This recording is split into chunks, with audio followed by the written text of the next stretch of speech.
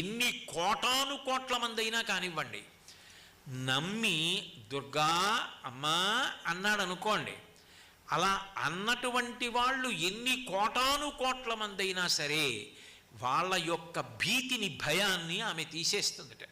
దుర్గే స్మృతౌ హరసి భీతి మశేష జంతో స్వస్థై స్మృత మతిమతీవ శుభాం దదాసి. ఆయనకేం కష్టం లేదు, ఆయన సుఖంగా ఉన్నాడు, హాయిగా ఉన్నాడు. ఆయన అమ్మని తలుచుకోకుండా ఉండడు. అందుకని ప్రతిరోజు అవకాశం ఉన్నప్పుడల్లా అమ్మ దుర్గా దుర్గా దుర్గా అంటూ ఉంటాడు. అప్పుడు ఏం చేస్తుందంటే మంచి బుద్ధినిస్తుందిట. ఆయన కీర్తివంతుడు కావడానికి ఆయన యందు అట్లా ఆలోచన దొంతరులుగా ఎన్నో మంచి శుభ సంకల్పములు చేయించి వాటిని కార్యములుగా మార్చగలిగిన దక్షతనిచ్చి ఇన్ని చేసిన వాడన్న కీర్తిని కట్టబెట్టి యశస్విని అవుతుందిట. అమ్మవారి